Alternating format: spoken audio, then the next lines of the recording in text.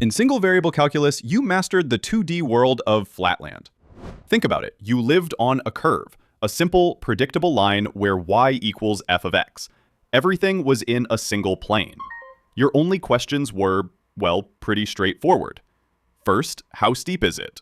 Which you found with dy dx. And second, what's the area underneath? Which of course was the integral of f of x dx.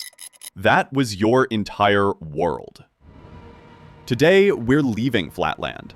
We are entering spaceland. This is the world of surfaces, where z equals f of x, y, a world of 3 dimensions, of mountains and valleys. And here's the most important thing to understand right from the start. This isn't just adding a variable. It's a fundamental shift in perspective. The questions become so much richer. For instance, instead of just asking how steep is the slope, we get to ask which direction is the steepest. If you're standing on a mountainside, you can go down or up or sideways. Instead of finding a maximum on a simple curve, we ask where is the peak of this entire mountain? And instead of calculating a flat area, we ask what is the volume under this surface? Which brings me to my promise to you. Give me 50 minutes, and I will make multivariable calculus. Click. You will see that the tools you already know, they don't break. You don't have to throw anything away. No. They evolve. The simple derivative becomes a vector. We call it the gradient, or grad f. It points the way uphill. The second derivative becomes a matrix. We call it the Hessian, represented by h. It tells you the shape of the surface you're on. And that brings us to the multivariable calculus toolkit. Now, take a look at this. I know it seems like a lot, but by the end of this hour, you will understand every single one of these tools. You are about to master them. Let's begin. All right. The first and most important tool you'll need in these higher dimensions isn't a rope or an ice axe. It's a compass. But this is no ordinary compass. It's a compass that doesn't point north, but points straight up the steepest part of the mountain. That compass is called the gradient. Let's make this real. Here's our motivating problem for today. The hill. Imagine you are standing on a hill described by this height function. H of xy equals 100 minus x squared minus 2y squared. You're at the specific point where x equals 1 and y equals 1. If you plug that in, your height, h of 1, is 97. Got it? You're standing right there. Here are the 2 critical questions. First, from this exact spot, which direction is the steepest way up? And second, just how steep is it? What's the slope of that path? Now here's the challenge. In single variable calculus, the slope was just one number. Easy. Here, it's ambiguous. The slope depends entirely on which way you decide to walk. So how do we solve this? The core idea is slicing the mountain. Let's simplify. Let's forget about all the other directions and only walk in the x direction. Think of it as walking due east. This means we freeze the y variable. We lock it in at y equals 1. Our original function was h of xy equals 100 minus x squared minus 2y squared. If we freeze y at 1, it becomes h of x1 equals 100 minus x squared minus 2 times 1 squared, which simplifies to h slice of x equals 98 minus x squared. And just look at that. Our complex 3D surface problem has collapsed into a simple 2D curve problem. And you already know how to solve this. Let's do it. The function of our slice is f slice of x equals 98 minus x squared. The derivative of that slice, f prime slice of x, is just minus 2x. So the slope at our point where x equals 1 is f prime slice of 1, which is minus 2 times 1 equals minus 2. There it is. The slope of our hill, specifically in the x direction, is negative 2. This process, freezing all the other variables to turn a complex function into a simple one, and then taking a regular old derivative, is called a partial derivative. And the shortcut is actually super simple. When taking the derivative with respect to one variable, you just treat all other variables as if they were constants. That's the secret. Let's try it. Let's find the partial derivative with respect to x, which we write as that curly dh over dx. Our function is h of xy equals 100 minus x squared minus 2y squared. Okay, let's go term by term.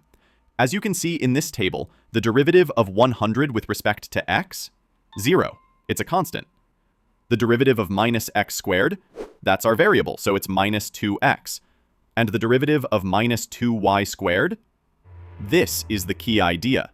We treat y as a constant, so the derivative of that whole term is 0. So, partial h over partial x is just 0 minus 2x minus 0, which is minus 2x. At our point 1, 1, the slope is minus 2 times 1, which is minus 2. It matches perfectly. Okay, let's do the same thing for y. Partial h over partial y. We treat x as the constant this time. Looking at the table again, the derivative of 100, 0. The derivative of minus x squared. We're treating x as a constant now, so its derivative is also 0. And the derivative of minus 2y squared, that's our variable, so it's minus 4y. Combine them, and partial h over partial y is simply minus 4y. At our point 1, 1, the slope in the y direction is minus 4 times 1, which is minus 4. All right, it is time for the gradients. Assembling your compass. We did the hard work. We found the two fundamental slopes at our point 1, 1. The slope in the x direction is minus 2. The slope in the y direction is minus 4. The gradient packages these into a single powerful vector. We write it as nabla h, or del h.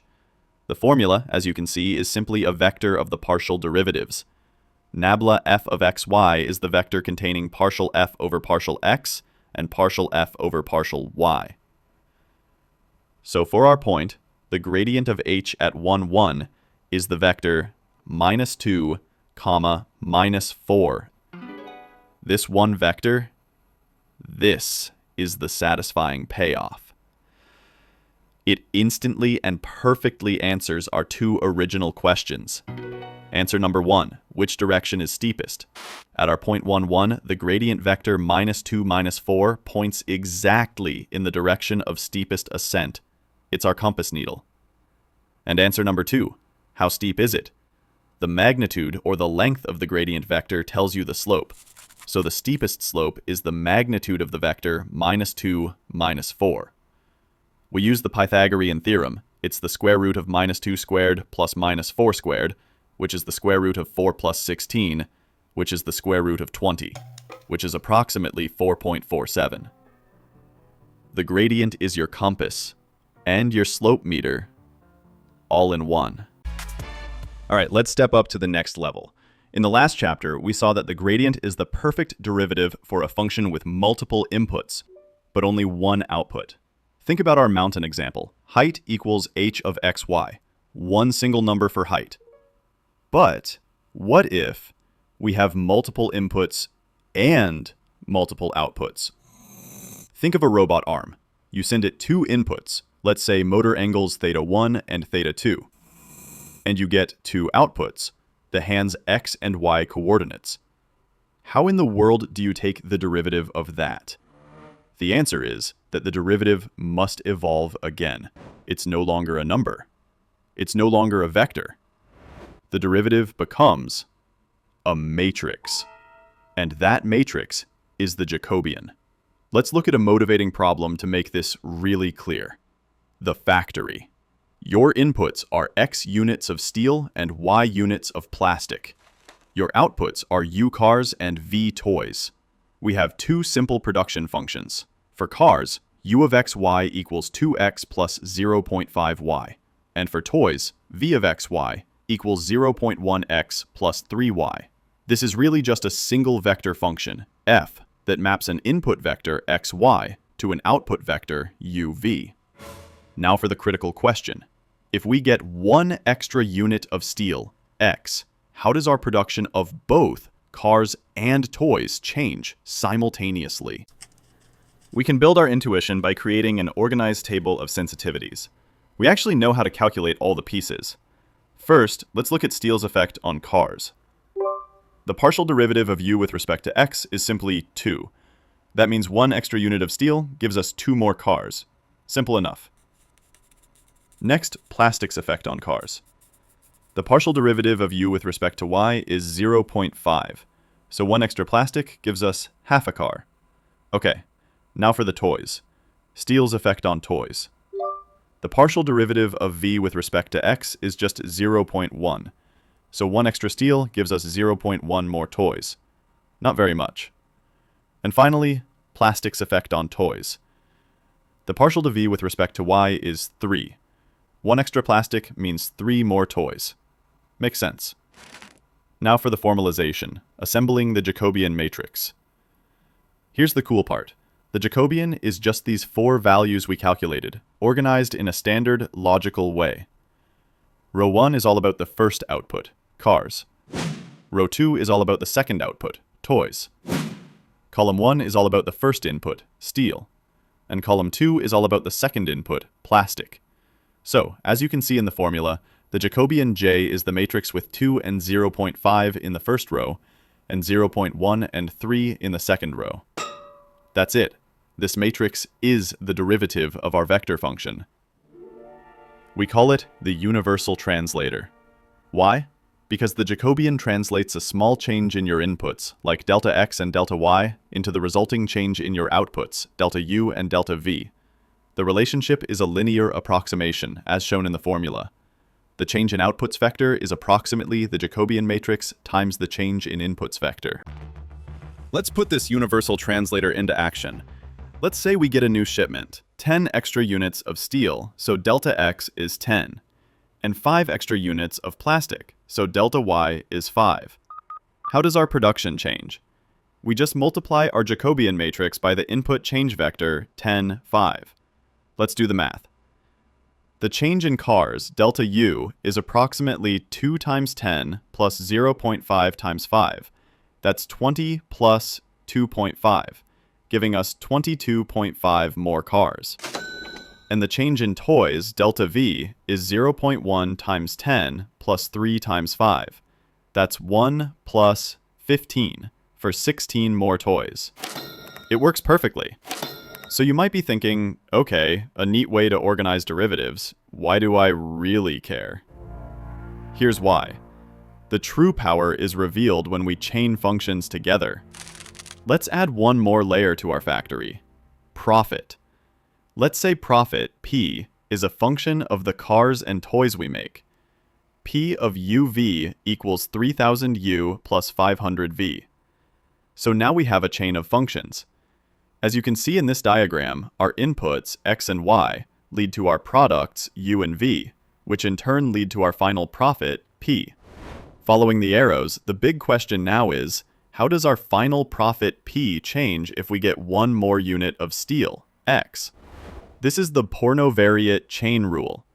The derivative of the entire chain is the product of the derivative matrices, the Jacobians, of each step. The total Jacobian is the Jacobian for profit times the Jacobian for the products. You can see the full formula here. A row vector of the partials of p with respect to x and y is equal to the Jacobian of the profit function times the Jacobian of the production function. It's matrix multiplication all the way down. Let's calculate just one part of this, partial p over partial x. How does profit change with steel? The formula shows us it's the partial of p with respect to u times the partial of u with respect to x, plus the partial of p with respect to v times the partial of v with respect to x.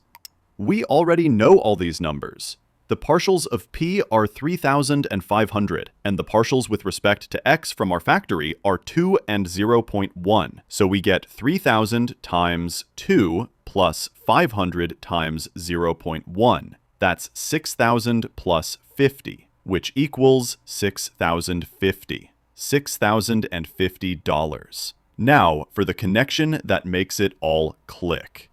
This exact process, using the chain rule to see how a final output, like profit, or more importantly, error, is affected by an initial input, by multiplying Jacobians backward through a long chain of functions, is the algorithm of backpropagation.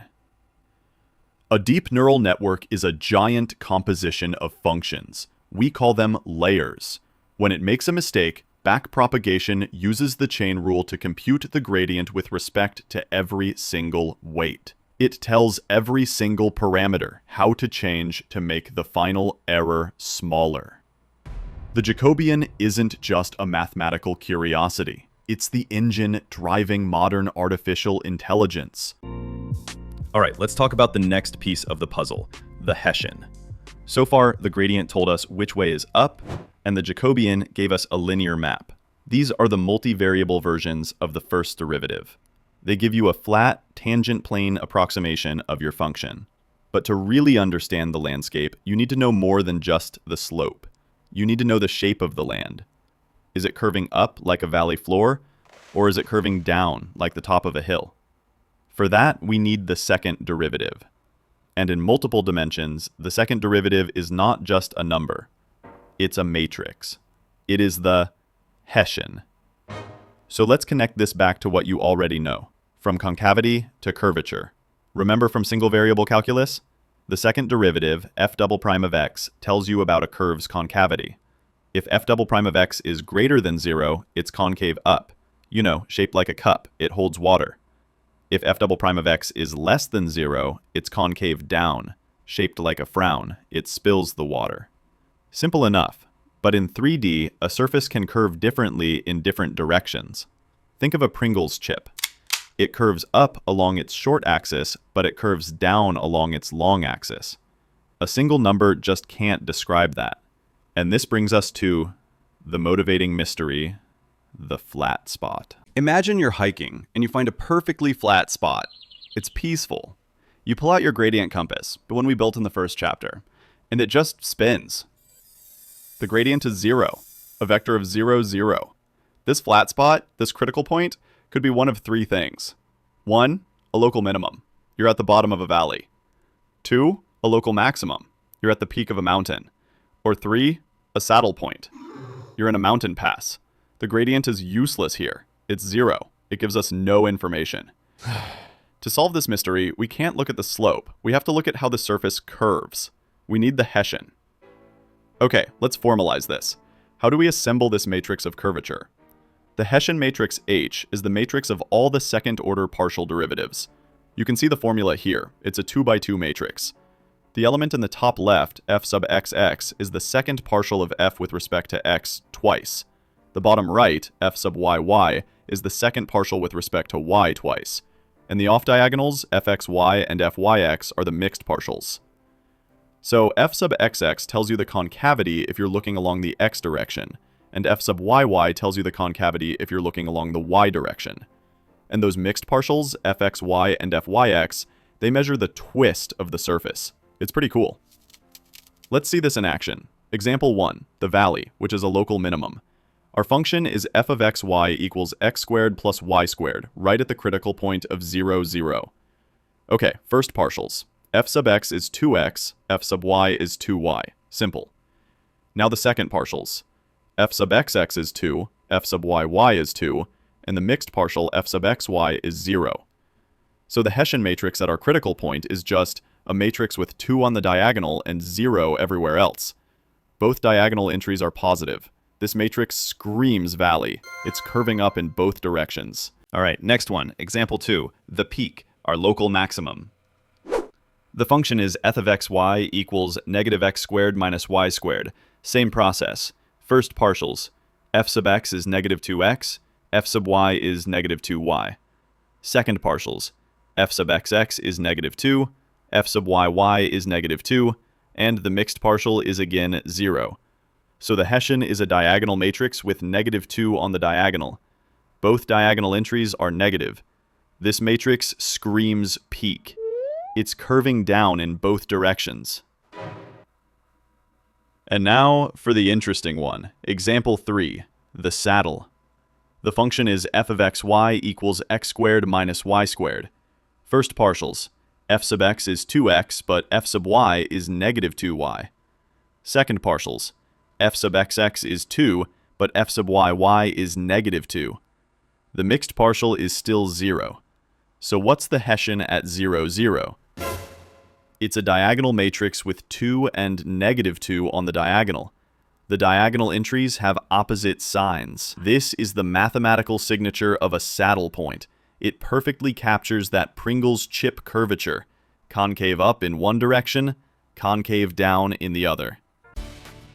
All right, Chapter 5, Unconstrained Optimization. It's time to find some peaks and valleys. We've built the tools. We have the gradient nabla to find the flat spots. These are our potential candidates for peaks and valleys. And we have the Hessian to tell us what kind of flat spot we've found. A peak? A valley? Something weirder?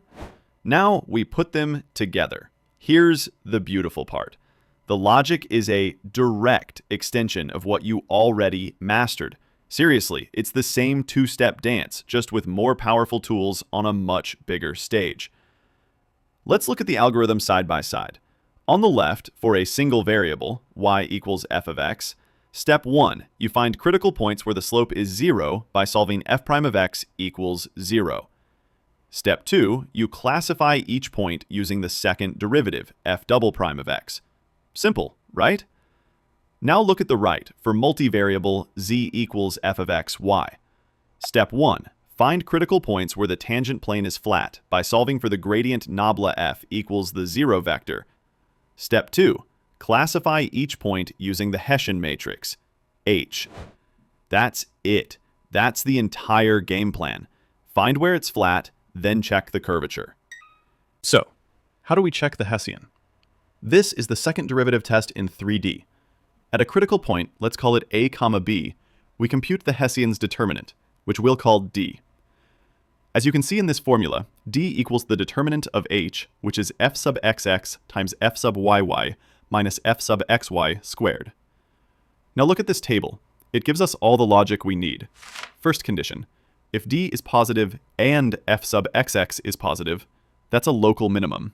The intuition is that d being positive means the curvatures agree, and f sub xx being positive means it's concave up. It's a valley. Second condition, if d is positive but f sub xx is negative, that's a local maximum. Again, d is positive, so the curvatures agree, but f sub xx is negative, so it's concave down, a peak.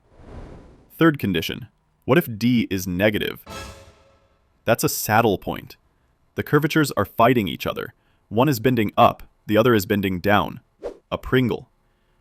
And finally, if d is 0, the test is inconclusive. You need more advanced methods, but we won't worry about that for now. Okay, enough theory. Let's put this algorithm to work on a real problem. Forget abstract surfaces for a moment. Let's talk about money. Here's our motivating problem. Maximizing profit. A company's daily profit, P, from producing X units of product X and Y units of product Y is given by this function. P of xy equals 1,500 minus x minus 10 squared minus 3 times y minus 25 squared. The question is obvious. To maximize profit, how many units of each product should they make? Let's do it. Here's our function again. Step 1. Find the critical points. Where is the gradient of p equal to the 0 vector? First, the partial with respect to x. That's negative 2 times x minus 10, which simplifies to negative 2x plus 20. We set that to 0, and solve. Negative 2x plus 20 equals 0. That means x equals 10. Easy. Next, the partial with respect to y. That's negative 6 times y minus 25, which is negative 6y plus 150. Set that to 0, solve, and y equals 25. So we found only one critical point, the point 10, 25. Now for step 2. Classify the point with the Hessian. Is this a peak, a valley, or a saddle? We need the second order partials. Okay, p sub xx is the derivative of negative 2x plus 20 with respect to x. That's just negative 2. P sub y is the derivative of negative 6y plus 150 with respect to y. That's negative 6.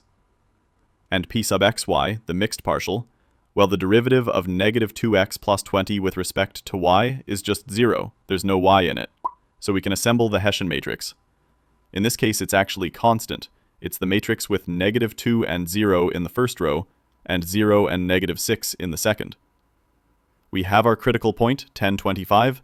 We have our Hessian matrix. Let's run the test. First, calculate the determinant, d.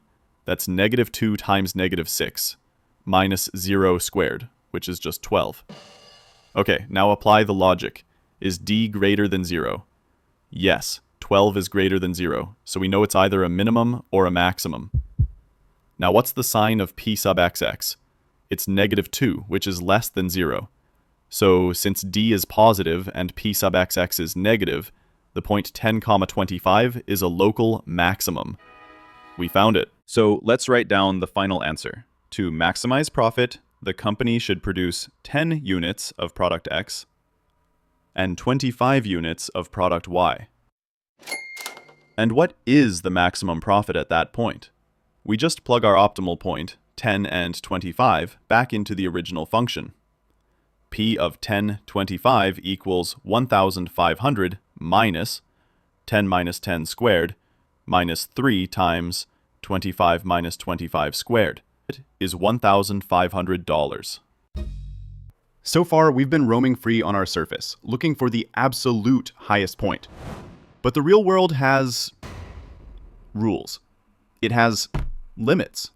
It has constraints. You want to maximize profit, but you only have a $10,000 budget. You want to design the lightest part, but it has to be strong enough not to break. We're no longer looking for the highest point in the entire landscape. We're looking for the highest point along a specific path, or within a specific boundary. For this, we need Lagrange multipliers. Let's start with the motivating problem, the perfect pen. You're building a rectangular pen for your dog. You have a roll of fencing that is exactly 24 meters long. Your goal is to build a pen with the maximum possible area. Let's formalize this. You're building a rectangular pen with a 24-meter perimeter. There are two parts. First, the objective function. This is what we want to maximize. That's f of xy equals area, which is just x times y. Second, the constraint equation. This is the rule. The perimeter, 2x plus 2y, equals 24. We can simplify that down to g of xy equals x plus y equals 12. So here's the key. We are trying to find the maximum value of f of xy, but only for points that are on the line x plus y equals 12. The aha moment. The point of tangency.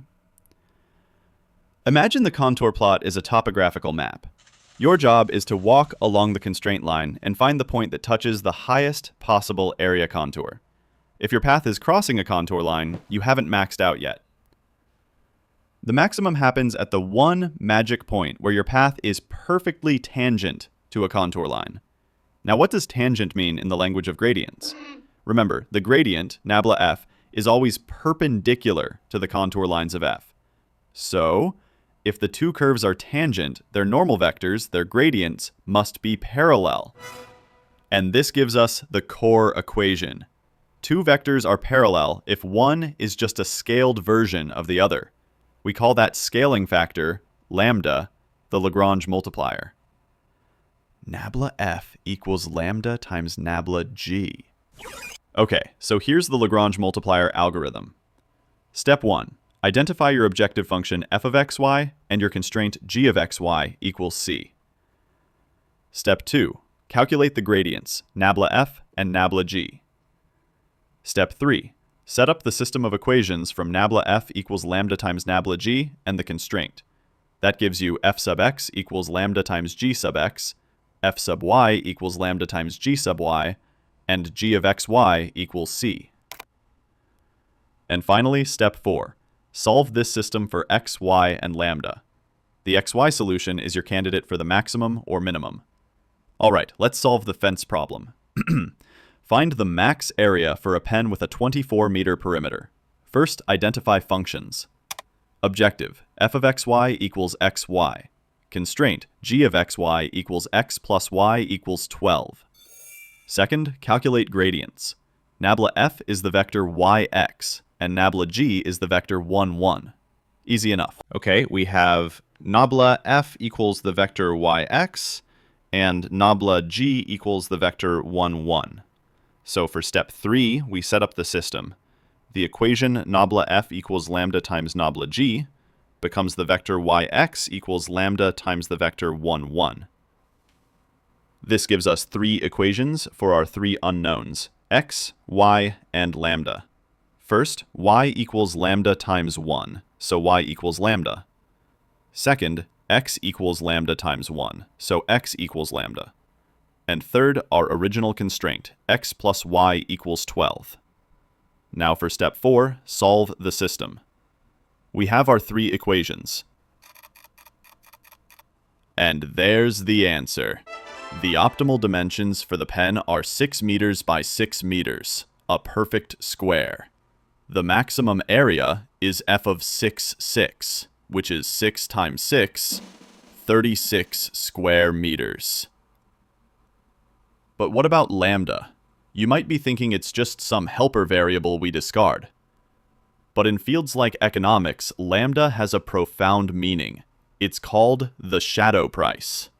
The value of lambda tells you exactly how much your objective function would increase if you relaxed your constraint by 1 unit. In our fence problem, we found lambda equals 6.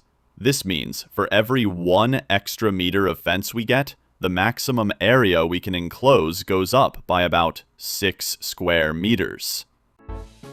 We've officially mastered the first half of multivariable calculus, derivatives. We mastered the gradients, the Jacobian, the Hessian. We use them to find the steepest paths, to solve complex optimization problems.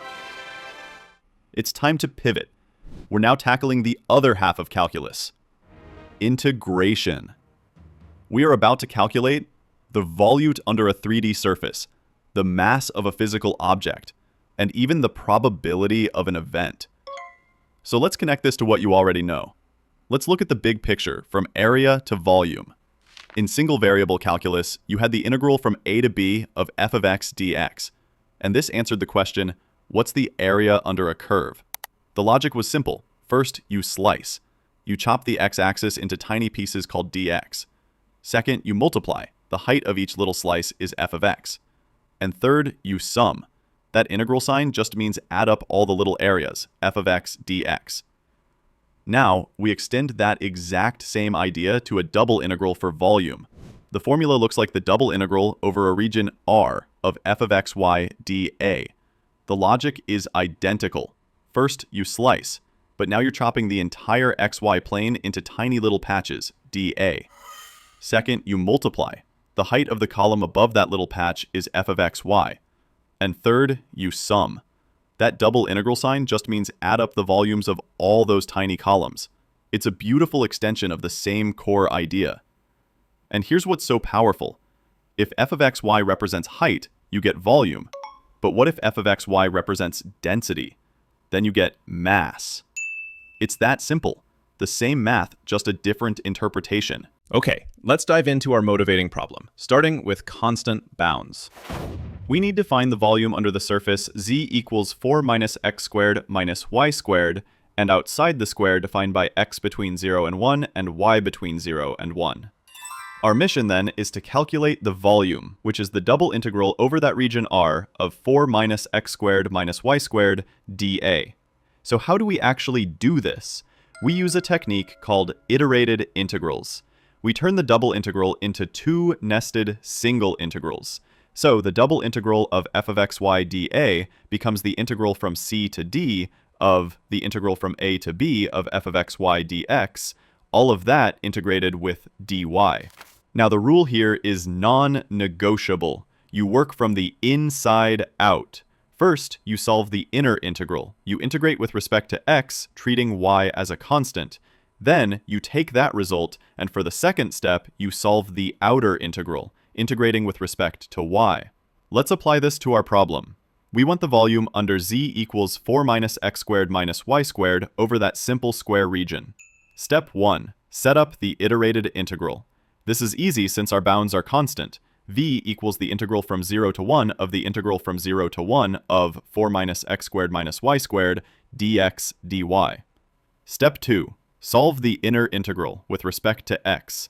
Remember, y is just a constant for this step. Think of it like the number 5. The integral becomes 4x minus x cubed over 3 minus y squared x, evaluated from x equals 0 to x equals 1. When you plug in the bounds, you get 4 times 1 minus 1 cubed over 3 minus y squared times 1 minus a big fat 0. This simplifies to 11/3 minus y squared. Perfect. So the result of our inner integral is 11/3 minus y squared.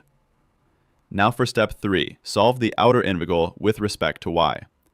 We have v equals the integral from 0 to 1 of 11/3 minus y squared dy. This integrates to 11/3 y minus y cubed over 3, evaluated from y equals 0 to y equals 1. Plugging in the bounds gives us 11/3 minus 1/3 minus 0. That gives us 10/3. The exact volume is 10/3 cubic units. That was the warm-up. The real challenge of double integrals isn't the integration itself, it's setting up the bounds. Let's tackle the real challenge, variable bounds. Find the mass of a triangular plate with vertices at 0, 0, 2.0, and 2.1.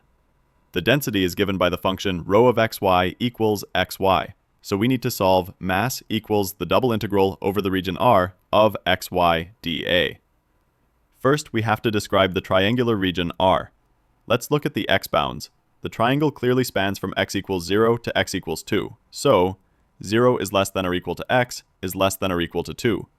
These are our constant outer bounds. Now for the tricky part, the y bounds. For any given x in that range, y goes from the bottom edge, which is y equals 0, up to the top slanted line. That slanted line connects 0, 0 to 2, 1, so its equation is y equals x over 2. And here is the critical rule. The bound that contains a variable, in this case y equals x over 2, must go on the inside. So let's set up the calculation with our bounds, x from 0 to 2 and y from 0 to x over 2. Calculation step 1, the inner integral with respect to y. Mass equals the integral from 0 to 2 of the inner integral from 0 to x over 2 of xy dy, all of that dx.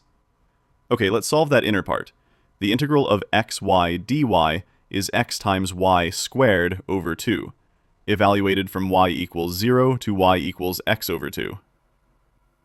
Plugging in the bounds, we get x times x over 2 squared, all divided by 2.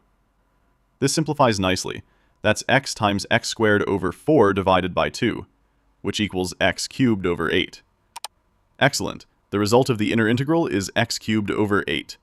Now for calculation step 2, the outer integral with respect to x. Mass equals the integral from 0 to 2 of x cubed over 8 dx. The integral of that is x to the 4th over 32, evaluated from 0 to 2. We plug in 2, so we get 2 to the 4th over 32 minus 0. That's 16 over 32, which is 1/2. The total mass of the plate is 1/2. Now, this isn't just some abstract math game. Let's make the connection to reality.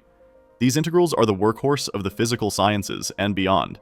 In physics and engineering, you use them to calculate mass, center of mass, and moment of inertia for objects with varying density.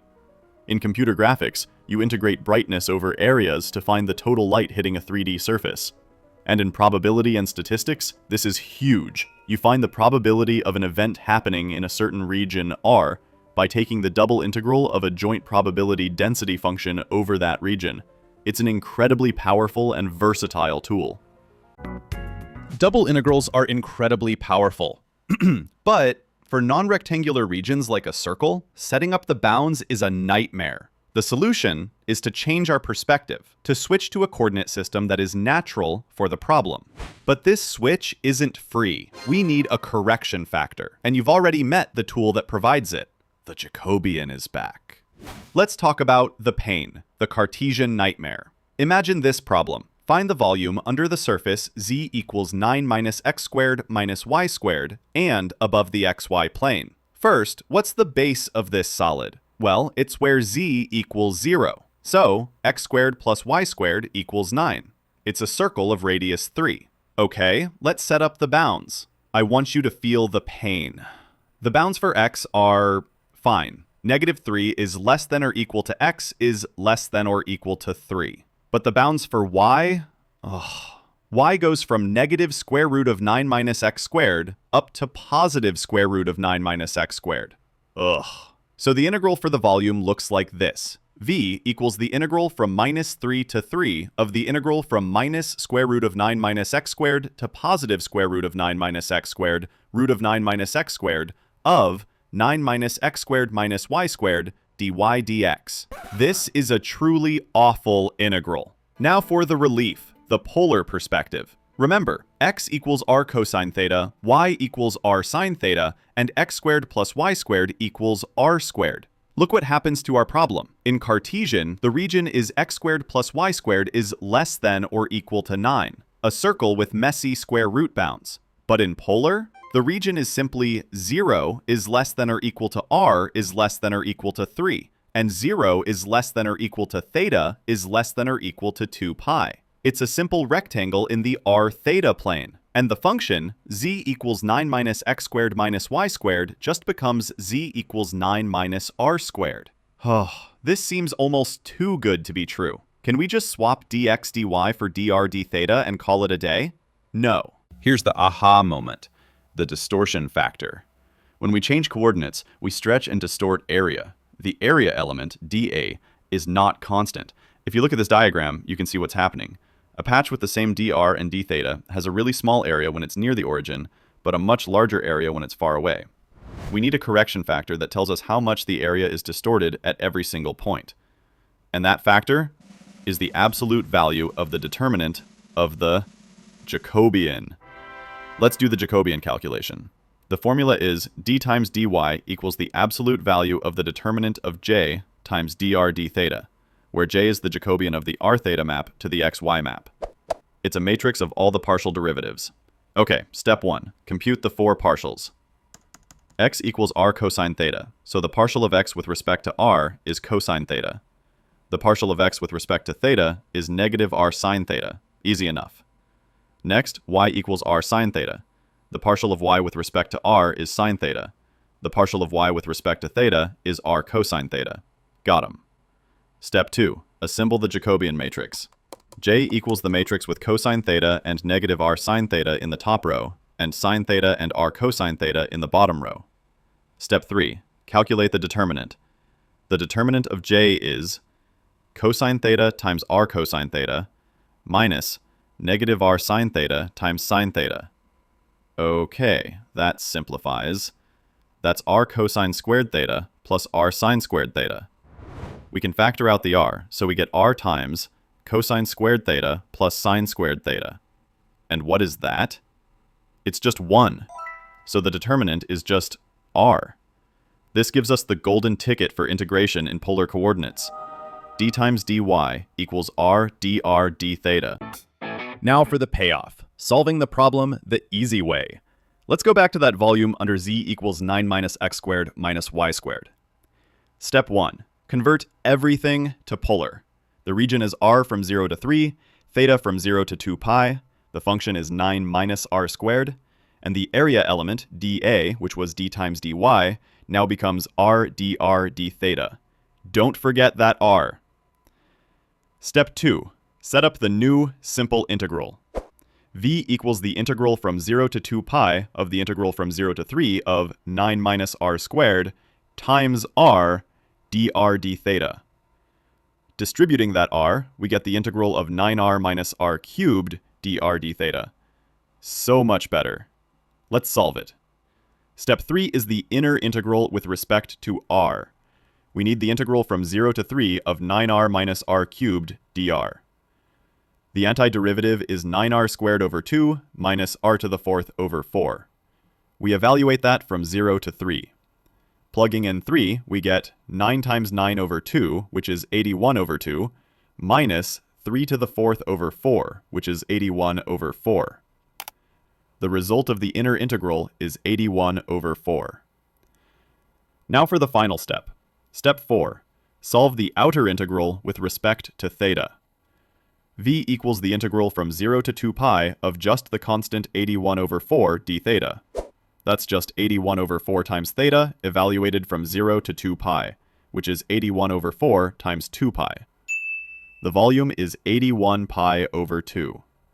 We solved it in 3 simple lines. No square roots, no trig substitution. That is the power of finding the right perspective. And this isn't just a party trick. This is the cornerstone of physics and engineering. Whenever a problem has a natural symmetry, you exploit it. For things like pipes or cylinders, you use cylindrical coordinates. The Jacobian gives you dv equals rdz dr d theta. For planets, stars, or atoms, you use spherical coordinates, and the Jacobian gives you dv equals rho squared sine phi d rho d theta d phi. The Jacobian is the key that unlocks these simpler perspectives, turning impossible problems into manageable ones. Can you believe it? You started this video just 50 minutes ago. Think back to that moment. The concepts and symbols we were about to cover, they were probably pretty intimidating. A little abstract, maybe? But look at them now. They are no longer abstract. They are tools. And not just any tools. They are the powerful toolkit you now have to solve real problems in engineering, physics, computer science, and economics. Let's just take a moment to appreciate the toolbox you have truly mastered. First, the gradient. Del f equals the partial of f with respect to x and the partial of f with respect to y. You know this. It's your compass for finding the direction of steepest ascent on any surface. Then, the Jacobian, that big matrix of partials, J. You now understand how it translates changes in inputs to outputs across multiple dimensions. It's your universal translator for functions. The Hessian, H, the matrix of second partials. You use this to determine the very shape of a surface, whether you're standing on a peak, in a valley, or at a saddle point. It's your 3D scanner for functions. Unconstrained optimization. You know the drill. Set del f to 0, then test the Hessian. And just like that, you can find and classify the maximums and minimums of a function. Lagrange multipliers. A true game changer. Del f equals lambda del g. This is your secret weapon for finding the max or min of a function when you're stuck on a constrained path. Double and triple integrals. That double integral of f of xy dA. It's not just a formula anymore. It's how you calculate the volume under a surface or the mass of an object. And finally, change of variables.